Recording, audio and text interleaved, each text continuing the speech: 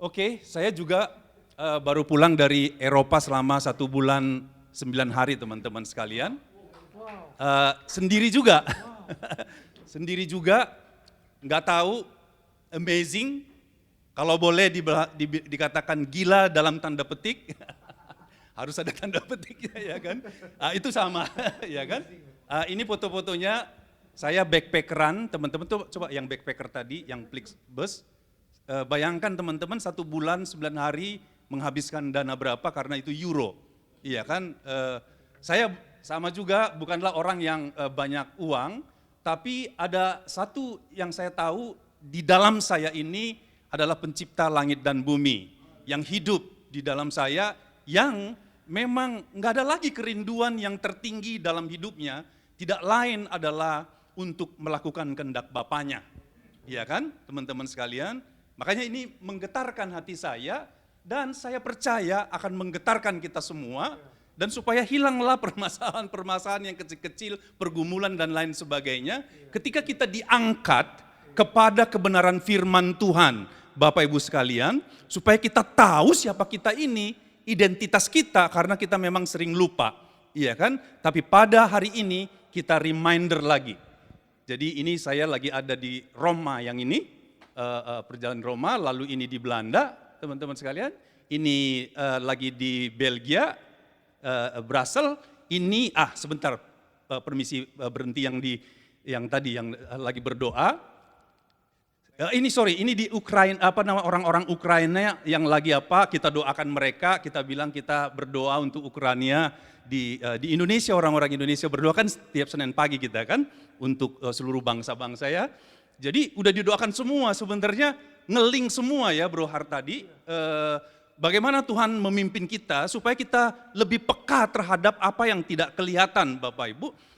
Ada arrangement daripada Tuhan yang begitu rupa, kalau kita connect ke sana itu kekal teman-teman, dan kita ada di dalamnya terhubung, dan supaya kita benar-benar excited dalam menghidupi hari-hari kita, dalam menghidupi hidup kita ini, ya kan?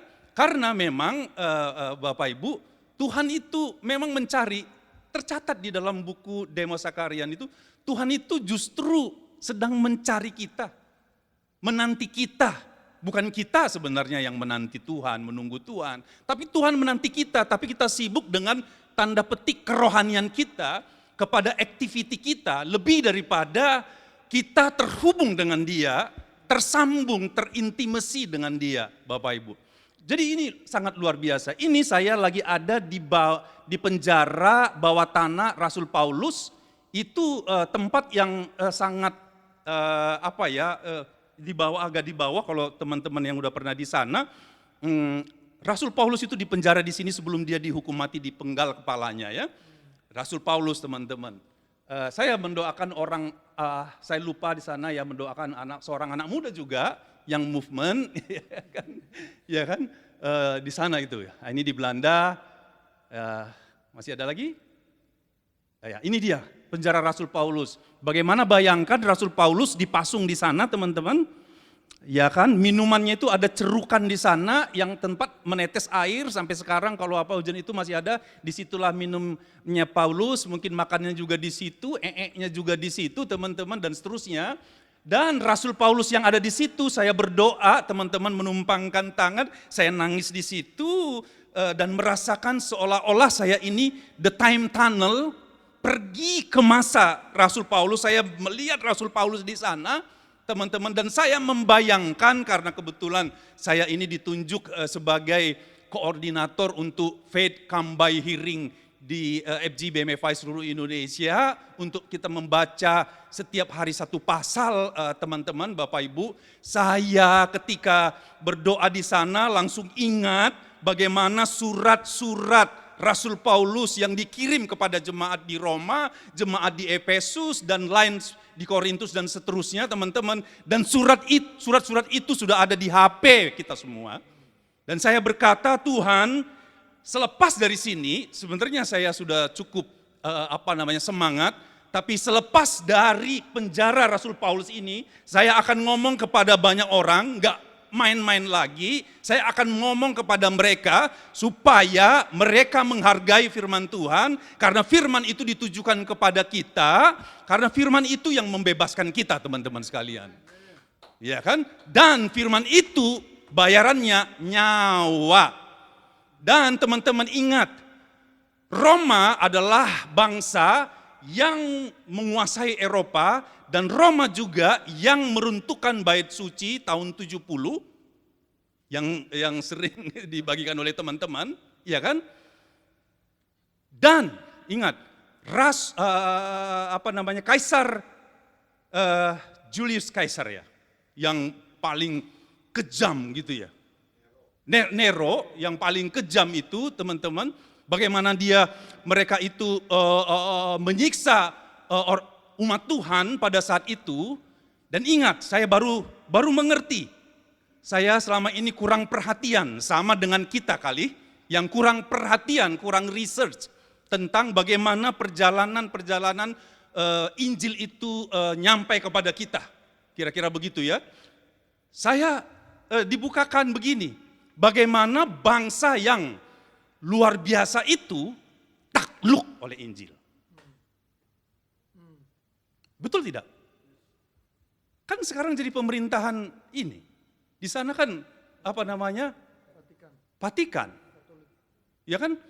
Dulu ketika Rasul Paulus, Petrus dan orang-orang percaya lainnya itu sangat minoritas. Cuma beberapa orang saja, cuma chapter berapa saja, ya kan? Tapi menjungkir balikan bangsa yang besar, Roma dan Eropa. Makanya kalau kita keliling Eropa, itu bangunannya luar biasa. Gedungnya, saya tidak katakan gereja ya, gereja adalah kita gitu ya. Tadi saya bilang bahwa gereja adalah kita, kitalah bait Allah. Kalau dulu memang penghargaan mereka membangun bangunan, diukir begitu rupa. Saya bisa masuk ke Vatikan, teman-teman. Saya bisa masuk ke kuburannya Rasul Petrus, iya kan? Saya bisa masuk juga ke kuburannya Paulus. Ukirannya bagus banget. Begitulah penghargaan dulu seiring mereka memberitakan Injil. Tapi bangunan itu sekarang sudah kosong. Perlu Hartadi, perlu saya, perlu Pak Vincent, perlu Pak Wilson, perlu kita semua untuk memberitahu kemana-mana ke bangsa-bangsa bahwa sekarang ini Tuhan sedang membangun baitnya, rumahnya yang adalah kita. Makanya full gospel itu visinya tidak membangun bangunan, tapi kita sedang membangun the body of Christ. Kita ini sedang Tuhan utus untuk membangun satu kumpulan yang meriah, orang-orang jemaat anak sulung yang mau dipanggil untuk memberitakan kabar sukacita, yaitu Injil, membebaskan bangsa-bangsa yang terikat, orang-orang yang terikat, yang terbelenggu, dan menghubungkan mereka kepada Tuhan. Amin. Ini dahsyat banget.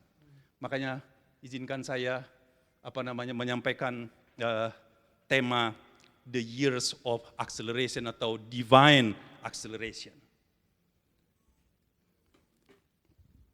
Tegang kali, kayaknya udah connect gitu ya. Pakai musik sedikit enggak apa-apa gitu ya. Teman-teman sekalian, jadi kita serius teman-teman sekalian. Iya kan? Hanya orang yang mau. Makanya ya kan, teman-teman, saya keliling Eropa satu bulan itu keliling ke 8 negara. Iya kan? Saya enggak kenal siapapun.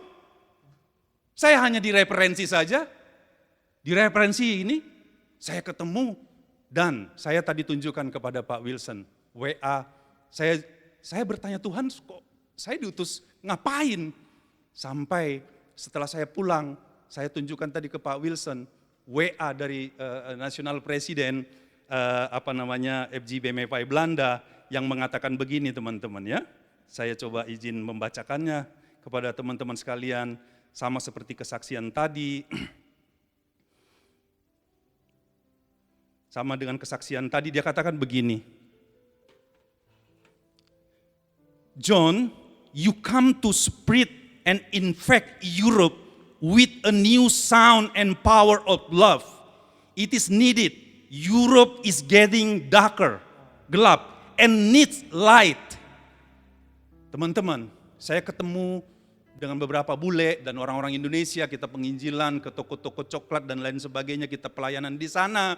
Dan melalui perjalanan kecil, ketaatan kecil yang seperti hari tadi, lalu diaturlah suatu konvensi di Finlandia nanti September dan mereka mengundang Indonesia.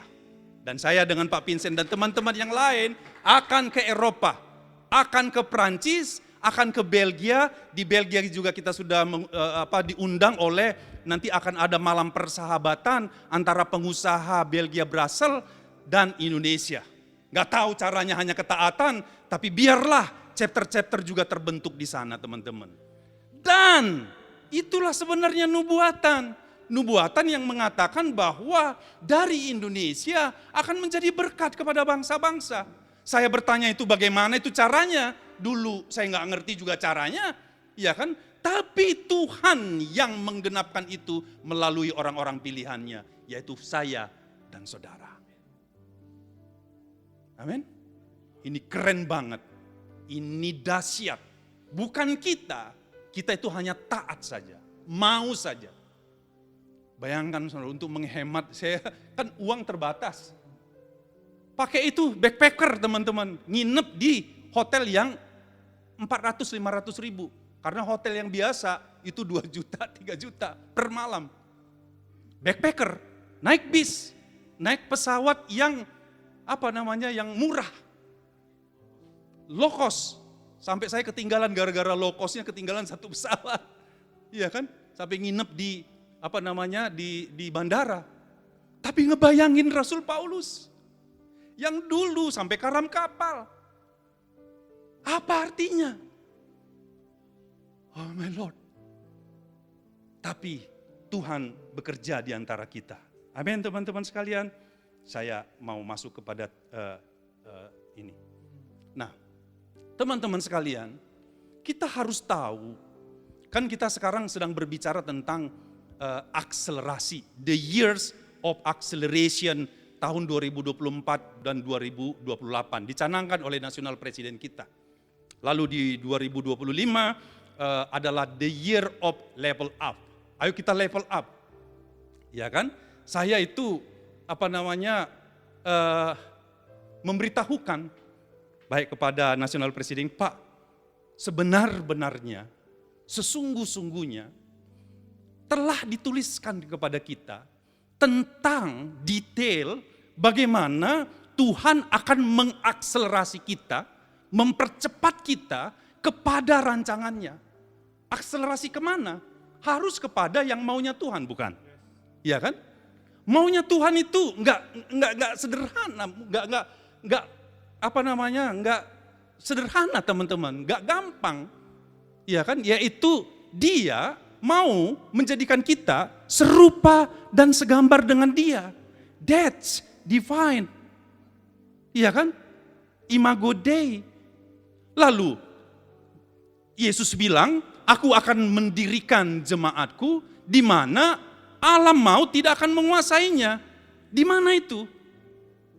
Lalu Yesus bilang, kamu akan melakukan perkara-perkara yang lebih besar daripada yang kulakukan. Kemana itu? Lalu sama seperti orang-orang terdahulu, katakan Rasul Paulus, akan pergi kepada bangsa-bangsa, akan pergi memberitakan Injil sampai ke ujung-ujung dunia. Di mana itu? Ada yang something wrong dalam perjalanan kekristenan kita. Oleh sebab itu, rasanya kita perlu akselerasi. Kita terlalu jauh ketinggalan, baik dari sisi waktu maupun dari sisi nilai. Iya kan? Tapi tenang, Tuhan tidak menghukum kita, Dia hanya memanggil kita. Nah, ayo, dengar-dengaran apa kata Roh, teman-teman sekalian. Jadi, nubuatannya pun terhadap full gospel dikatakan bahwa orang-orang awam, nubuatan tahun 47 oleh Charles Price katakanlah salah satu, nanti orang-orang awam akan take action di hari-hari di mana Tuhan akan melakukan perkara-perkara dahsyat. Orang-orang awam itu take action. Yang pernah saya bilang bahwa orang awam itu nggak perlu bentuk panitia yang bagaimana dulu untuk melakukan sesuatu. Taat aja. Ya Bro Hartadi, taat aja. Ya kan? Taat aja saya ke Eropa, jalan taat aja. Sih, teman-teman, ini dahsyat banget. Iya kan? Oke. Nah, akselerasi itu selalu terkait dengan waktu. Iya kan? Ingat Bapak Ibu bahwa sesungguhnya Tuhan yang mengubah waktu dan masa. Dialah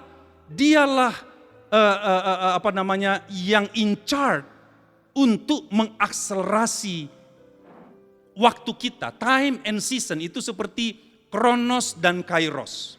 Kronos itu secara waktu kalendernya, tapi Kairos itu berbicara tentang nilainya. Termasuk kita. Ya kan? Paulus bilang dari sisi waktu, ditinjau dari sisi waktu, sudah seharusnya kamu jadi guru. Tapi apa? Tapi kita masih makan yang susu, minum susu. Bagaimana kita mau take over kehendak Tuhan? Iya kan? Makanya kita harus berakselerasi dengan maksud Tuhan. Barulah kita bisa berfungsi di marketplace.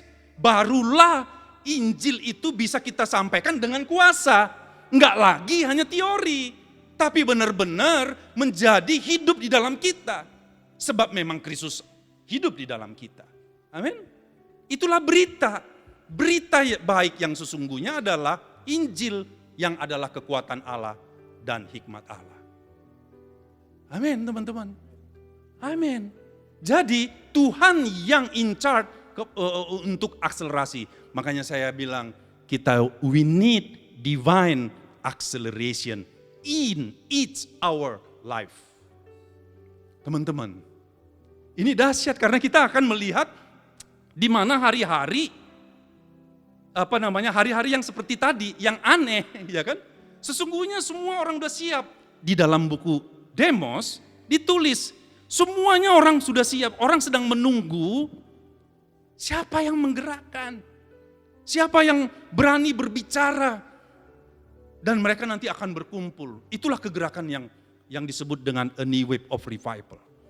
Teman-teman, saya menanti-nantikan itu teman-teman. Dan saya ada di dalamnya. Saya percaya kita semua rindu supaya ada di dalamnya. Terlibat di dalamnya. Itulah bukti pilihan dan panggilan Tuhan dalam kehidupan kita. Dia tidak, ingat loh teman, saya mewakili FGB Men yang mungkin terbatas secara keuangan. Ya kan? Maksud saya ngomong ini teman-teman, supaya jangan batasi kegerakan Tuhan dengan uangmu, dompetmu. Ada aja Tuhan tolong gitu ya. Saya nggak tahu nanti bulan September itu mau jalan lagi ya kan. Hitung-hitung Pak, hitung-hitung kemarin saya pikir saya mau hemat-hemat, makan kalau bisa roti saja apa. Habis juga ratusan juta. Iya kan? Iya kan? Tapi Tuhan itu baik. Saya tahu teman-teman bahwa di balik perjalanan saya ada jutaan jiwa-jiwa. Ada Eropa yang ngomong tadi, yang meneguhkan hati saya. John, your coming itu telah membawa secercah harapan buat kami di Eropa yang semakin gelap dan membawa new season. Iya Pak Wilson, kita pergi ya Pak. September Pak. Pak Haryadi aja udah oke, udah. Kita nanti, kita atur lah ya. Pak, apalagi Pak Darpito. Kami aja waktu ke Australia, beliau udah bawa topi banyak. Oke teman-teman, itu baru satu slide udah mau habis. Ya kan? Thank you. Nah, jadi teman-teman ingat, mari kita reminder bahwa sebenar-benarnya kita mau berakselerasi itu seperti kita berlari kepada tujuan seperti Rasul Paulus. Itulah the highest calling. Apa? Di Filipi 3 ayat 14 dikatakan, dan berlari-lari kepada tujuan itu hurry, accelerate, ya kan? Kita terlambat, ya kan? Tapi percayalah, Roh menuntun kita. Ayo kita kooperatif dengan Rohnya, berlari-lari kepada tujuan untuk memperoleh hadiah, yaitu apa? Panggilan sorgawi, teman-teman, di dalam Kristus. Saya cari tahu, dan makanya saya confirm dengan apa yang ditulis di dalam buku-buku Demos. Karena dia sesuai inline kepada Alkitab. Orang bilang buku Demos Alkitabnya gimana? Diajak FCBH nggak mau. Iya kan? Tapi Tuhan sedang bekerja di antara kita, teman-teman sekalian. Iya kan? Apa panggilannya saya research? Iya kan? Saya cari tahu. Dan apakah full gospel ini related to there? Iya kan? Dikatakan begini, teman-teman. Bahwa your truly highest calling, bahwa panggilanmu yang tertinggi adalah, saya bacakan di 1 Korintus 1 ayat 9, dia bilang, Allah yang memanggil kamu kepada persekutuan dengan anaknya Yesus Kristus Tuhan kita adalah setia. Saya baru tahu, makanya saya kemana-mana bawa buku di Ultimate Dimension, Pak Wilson. Iya kan? Bawa buku di Ultimate Dimension karena di buku itu berkata bahwa kita harus satu dengan Kristus. Iya kan? Kristus harus tinggal di dalam kita dan kita pun tinggal di dalam Kristus. Supaya dengan itu kita bisa berbuah. Karena di luar Dia kita tidak bisa berbuat apa-apa. Mungkin kita bisa berkegiatan, bisa kita beraktiviti, tapi di dalam bukunya Tuhan tidak masuk list. Iya kan? Kalau Pak Wilson bilang, di beberapa Korintus yang mengatakan tidak masuk hitungan kalau engkau tidak ada di dalam Kristus. Nah, panggilannya adalah kepada persekutuan dengan anaknya. Iya kan? Unto the fellowship of His Son, Jesus Christ our Lord. Yang tadi saya singgung, saya sudah mengerti polanya. Makanya Demos bilang begini, yang saya selalu kalau teman-teman ingat. Demos bilang begini, tahun 83 dia tulis, untuk menggenggam penuh gerakan dinamis dari apa yang Tuhan mau buat di hari-hari ke depan, di mana hari-hari yang excited, yang luar biasa. Hari-hari itu bagi dunia adalah hari-hari kegelapan, tapi bagi anak-anak Tuhan, bagi orang-orang pilihannya, bagi the sons of God, itulah hari-hari di mana Roh Tuhan itu bekerja, berkarya di dalam kita. Amin. Yang paling penting adalah your spiritual understanding. Your pengenalan kepada Tuhan.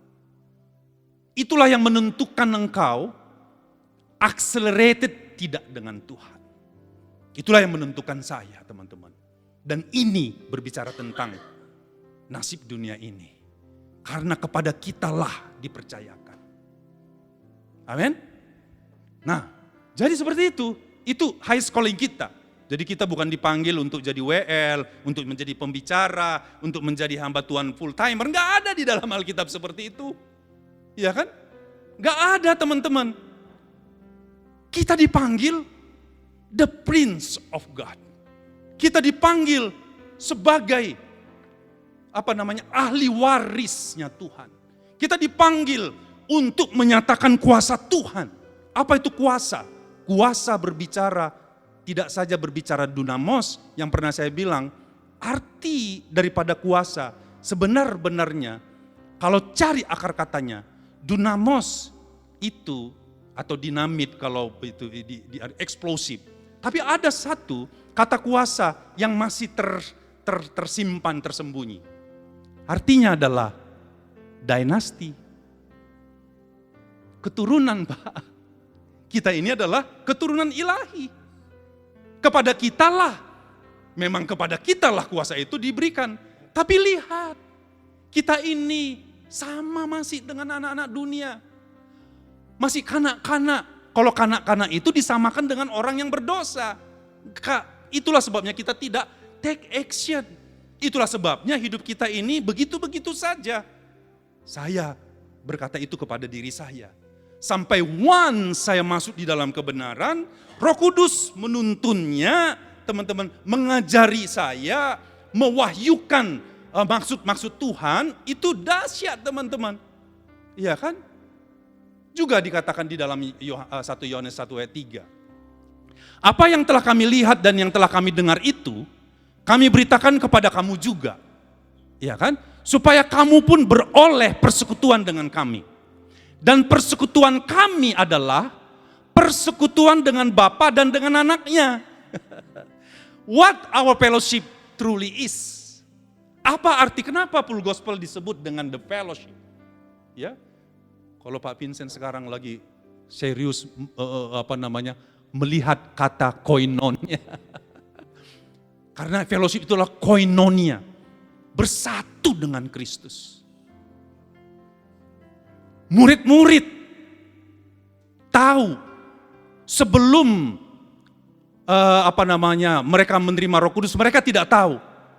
Sampai once mereka menerima Roh Kudus mengajar mereka, diwahyukan bahwa persekutuan mereka adalah persekutuan Bapa dan Anak. Itulah Yohanes 17. Aku telah memberikan kemuliaanku kepada mereka. What is the glory of God? Kalau kita baca di dalam Yohanes 17 itu adalah aku telah memberikan kemuliaanku kepada mereka. Apa itu kemuliaan? Titik 2. Kemuliaannya adalah engkau di dalam aku di dalam engkau. Itulah kemuliaan Tuhan, bahwa Yesus itu satu dengan Bapaknya. Dan yang konsep itu diberikan kepada kita, diinput di dalam kita. Makanya kita tersambung dengan Bapa, dengan Kristus. Karena Bapa itu ada di dalam Kristus. Iya kan? Dia satu dengan Sang Bapa. Dan kesatuan itu diimplan di dalam kita. So we are a new creation. Itulah yang ditulis di dalam buku Demos Pak Wilson. Yang saya mau kemana besok, saya mau ke Medan, diundang untuk RLM. Pak Vincent udah banyak tugas nih. Mau ke Surabaya, mau ke Batam, mau ke Jepang. Terkonek tidak saya dengan Bro Hartadi? Enggak. Tapi lihat perjalanan anak Tuhan.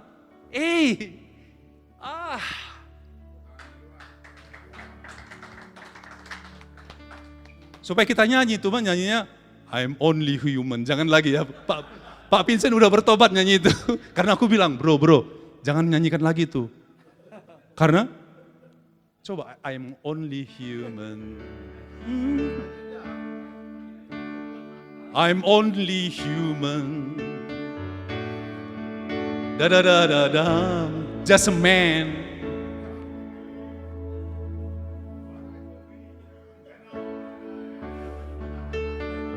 Nah, nanti rubah ya, jangan nyanyikan itu lagi.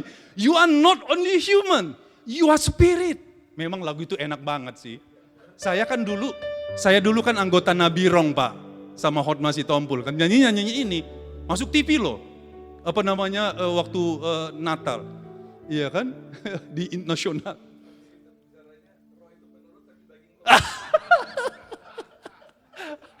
Oke, teman-teman. Persekutuan kami adalah persekutuan dengan Bapa dan dengan anaknya. Waktunya kasih tahu ya.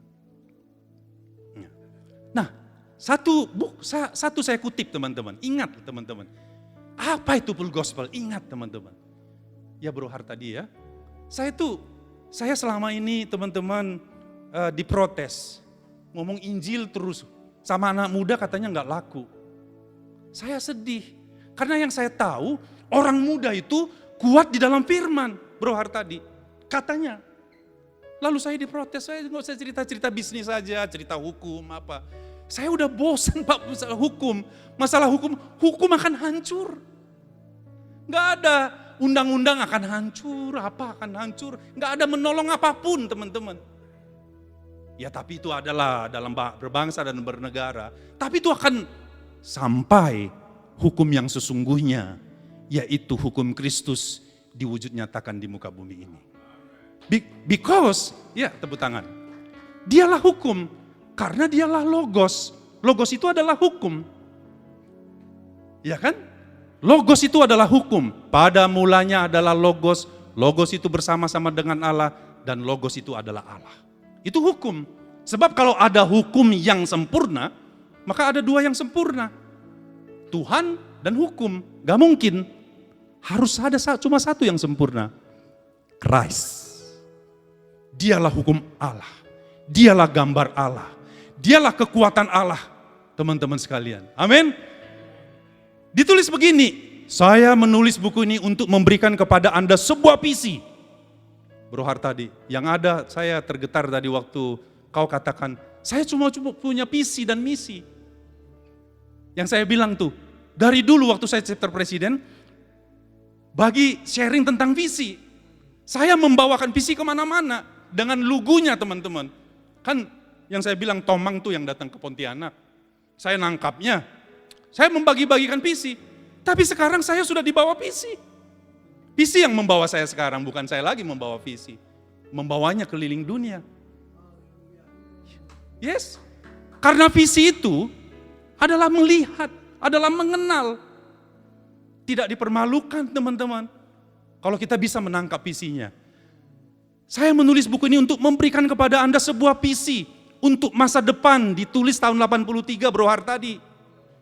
Yang menjadi bagian kita untuk memberikan kepada Anda sekilas pandang di dalam roh dari apa yang akan terjadi nantinya pada kita bagi kemuliaan Tuhan. Coba lihat teman-teman, saya dengan tulus berdoa bahwa halaman-halaman berikut ini akan menginspirasi dan memotivasi Anda untuk mencari dimensi yang tertinggi. Itulah akselerasi, kesitulah kita teman-teman. Level up to there, to divine, to ultimate dimension yang Tuhan telah sediakan, yaitu kesatuan total bersama dengan Tuhan. How amazing there. Iya kan? Kok itu disampaikan kepada orang full gospel, orang awam? Iya kan? Bro Hartadi, yang saya bilang tadi, saya dibilang, aduh janganlah bawa anak muda beritakan Injil atau apa. Sampai saya ketemu Bro Hartadi, saya diundang ke Margos. Marketplace and Gospel atas referensi Pak Vincent. Saya ketemu di sana, saya share tentang Injil yang seperti ini. Mereka amazed. Pak undang saya lagi, apa Bapak undang lagi mau ini, mau diundang terus nih teman-teman. Tapi saya nggak sanggup sendiri. Ayo teman-teman, baca. Accelerate yourself to the ultimate dimension. Dikatakan begitu, maka kita akan melihat perkara-perkara besar di dalam kehidupan kita. Ya kan? Berapa menit lagi kasih tahu? Oh 5 menit lagi. Nah, saya sudahi di sini. Makanya kenapa saya bilang buku Demos itu related to the Injil, kepada Alkitab.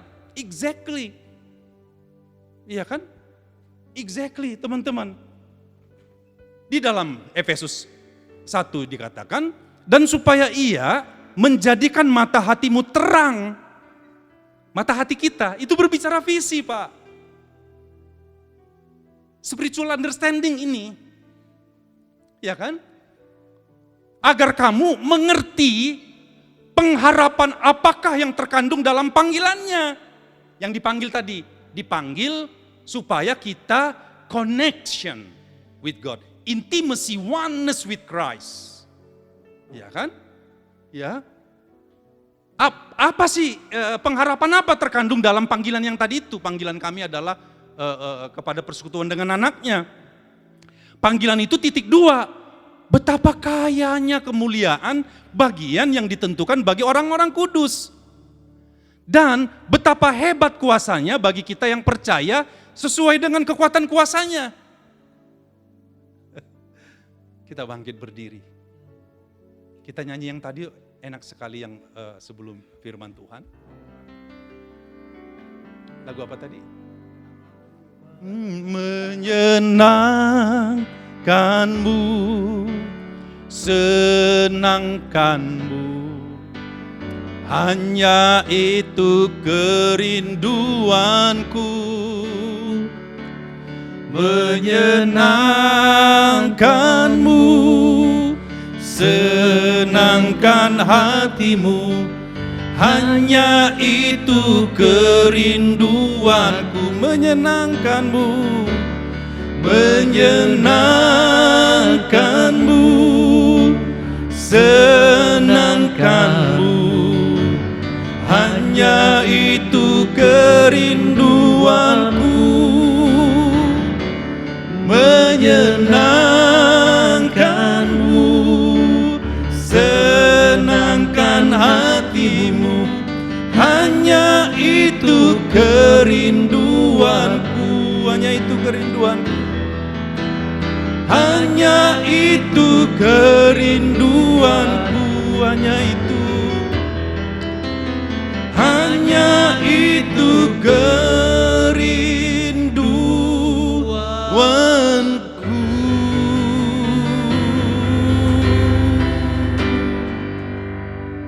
Selalu ketika Injil disampaikan, dia membawa berkat-berkat yang lain, teman-teman. Menjawab pergumulanmu, menjawab permasalahan kita, memberikan kekuatan, mengingatkan kita supaya kita tahu siapa identitas kita yang sesungguhnya. Maka saya mau berdoa untuk teman-teman yang hatinya mau diteguhkan, hatinya diingatkan. Hari ini dia, yes, that's mine. Angkat tangan teman-teman, kita berdoa. Saya datang dalam otoritas itu pada hari ini, berbicara ke depan saudara, bukan saya sebenarnya, dia yang menaruh perkataan-perkataan iman di dalam saya, karena memang firman itu ada di dalam setiap kita, di dalam hati kita teman-teman, ditulis, bukan dengan tinta, tapi dengan darah, dengan perjanjiannya. Itulah pelayan-pelayan perjanjian baru, yang bukan diutus karena organisasi, tidak diutus karena sekedar menjalankan activity, tapi diutus untuk melakukan kehendak Bapa. Aku berdoa kepada tangan yang terangkat Bapa di surga, Bapa, hati mereka yang mengangkat, saudaraku yang mengangkat tangan itu diluaskan, diteguhkan, disenangkan akan kebenaran firman yang memerdekakan. Oleh sebab itu, aku sengaja berdoa, Tuhan. Aku berdoa, aku meminta, tidak lagi hal-hal dunia, tapi Bapa, berikan kepada mereka mata yang melihat. Melihat rancanganmu, melihat tujuanmu, melihat rencanamu, melihat kehendakmu. Sampai mereka berkata, yes, ya ini dia. Dalam nama Tuhan Yesus, oleh roh hikmat dan roh wahyu yang mengajar mereka 24 jam. Ketika nyetir, ketika dimanapun, Roh Kudus mengajar mereka, yes, that's. Lalu mereka bercakap-cakap, tidak terasa ada relationship, ada intimacy, 24 hours with God. Terima kasih ya Bapa untuk tangan yang terangkat. Jadilah kehendak-Mu, datang kerajaanmu. Terima kasih ya Bapa. Dan anak-Mu sudah menyampaikan apa yang ada di dalam hati ini. Biarlah itu menjadi berita baik yang layak kami dengar pada hari ini. Di dalam nama Tuhan Yesus kami berdoa dan mengucap syukur. Haleluya. Amin. Amin. Tuhan Yesus memberkati.